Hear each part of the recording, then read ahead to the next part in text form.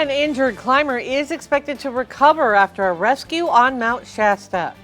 A local law enforcement agency launches a new program aimed at improving communication between officers and people with disabilities. And a delay today for the civil hearing on misconduct allegations against a Tehama County supervisor. Covering Northern California. You're watching Action News Now. Coverage you can count on. New at noon, Tehama County Supervisor Patty Nolan told the judge this morning she requested a copy of the grand jury's transcript but never received one, so the judge continued the hearing to September 9th. The investigation stems from accusations that Nolan was drinking alcohol during a closed board meeting in March and that she drove while under the influence. The Tehama County grand jury issued a report listing 3 charges, civil charges, after completing a months-long investigation.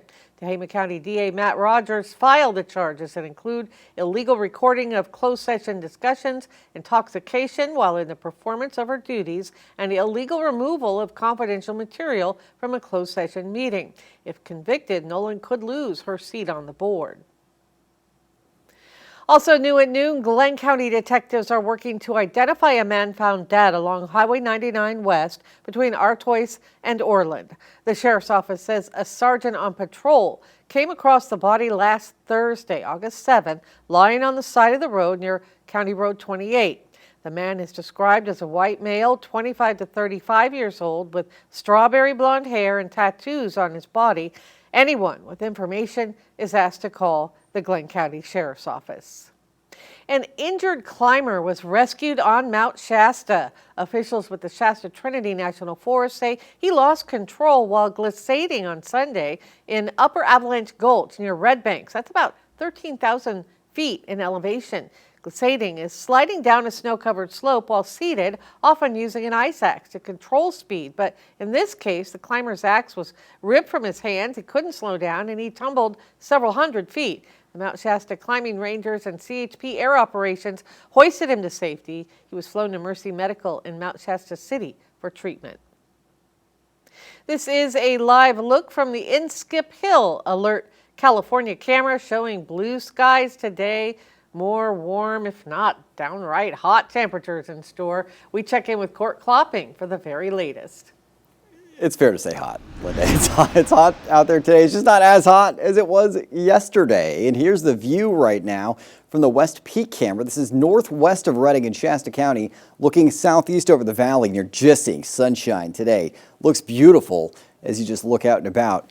Stepping outside this afternoon, you may want to just turn right back around and just look out the window at it because it is getting hot yet again. Here's the satellite and radar. Not seeing any clouds overhead today. High pressure so strong that it's just leaving us the sunshine. Although today we do have winds out of the south that are picking up a bit, and that is providing some cooling influence that will keep our high temperatures somewhat in check compared to yesterday. Now 84 degrees right now for Chico. Sunny skies, southeast wind around 7 miles an hour. 93 degrees in Redding with sunny skies, modest winds. 88 degrees right now for Red Bluff. Sunshine with south wind of 5 miles an hour. 85 degrees currently for Orville. Sunny skies with pretty light winds at the moment. Your fire danger forecast for today. Temperatures still ending up in the upper 90s to triple digits in the valley this afternoon. We're going to see winds out of the south gusting to 20 miles an hour with humidity dipping to as low as 20%. So because those winds are getting a little stronger and humidity is still ending up pretty low, fire danger in the moderate to high range for your Tuesday afternoon. Coming up in just a few minutes, I'll be tracking just how hot it's projected to end up in your backyard this afternoon and when we're finally seeing some relief from this heat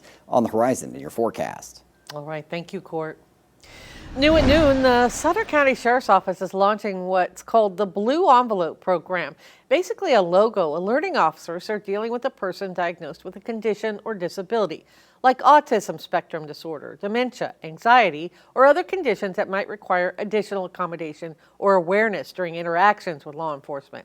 Materials like envelopes, lanyards, buttons, and wristbands are available for free at the Sutter County Sheriff's Office in Yuba City and at the Live Oak substation.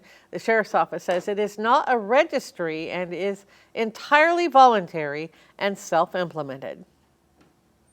The Butte County Office of Education says it has rescinded layoff notices and immediately reinstated services for the Migrant Education and California Mini-Corps programs. The programs serve multilingual and migratory students. We told you about the layoffs in July, which BCOE blamed on a federal funding disruption. Now it says it is restoring services based on funding from the state's Department of Education. BCOE says funding for the 2026-27 year remains unclear and that it will update employees, families, and partners as soon as new information becomes available. The Butte County Board of Supervisors are meeting today considering giving themselves a pay raise of up to 11%, also discussing the FiveM Basin urgency project involving sediment removal at the FiveM Basin to help stop flooding along Big Chico Creek. The county's Director of Public Works says the basin hasn't had a major clean out since the 1990s, and the board is being asked to approve moving forward with sediment removal. I'm optimistic, right? There's a lot of folks who have expressed interest in developing a solution here. I will say that, right now our focus is on the short term. We had several significant weather events this last winter that brought floodwaters, quite close to overtopping and causing widespread flooding. Those are very fresh in our mind, and so we have several options to address. PAC says depending on which option the board chooses, costs could range from $500,000 for a short-term fix to $4 million for a long-term solution. If approved, work on the basin could start as early as Labor Day.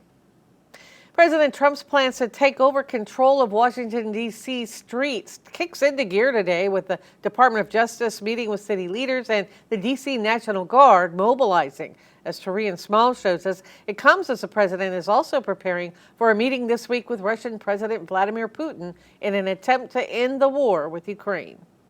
Attorney General Pam Bondi met with Washington, D.C.'s mayor as President Trump has now placed the district's police force under federal control. Last night, approximately 850 officers and agents were surged across the city. They made a total of 23 arrests. D.C.'s police chief says her offices will work alongside federal partners and the National Guard to secure the district. We know that we have to get illegal guns off of our street, and if we have this influx or enhanced presence, it's going to make our city even better. Police data shows violent crime in D.C. has declined over the past year, while Trump says the nation's capital doesn't look good to other world leaders. This is an emergency. This is a tragic emergency. And it's embarrassing for me to be up here. I'm going to see Putin. The president said he intends to use Friday's meeting with his Russian counterpart in Alaska to determine how serious Vladimir Putin is about a peace deal with Ukraine. The president of the United States getting in the room with the president of Russia, sitting face to face rather than speaking over the telephone, will give this president the best indication of how to end this war and where this is headed. Ukrainian President Volodymyr Zelensky is dubious. He shared a new intelligence report on X saying that Russia is redeploying troops and forces in ways that suggest preparations for new offensive operations. Torian Small, CBS News, the White House. Zelensky also said that Putin just wants the meeting as a way of claiming a personal victory, but will then continue his acts of war as before. A chance to weigh in on changes proposed for downtown Chico, details on tonight's workshop. And crosswalk safety is the focus of this week's Traffic Tuesday.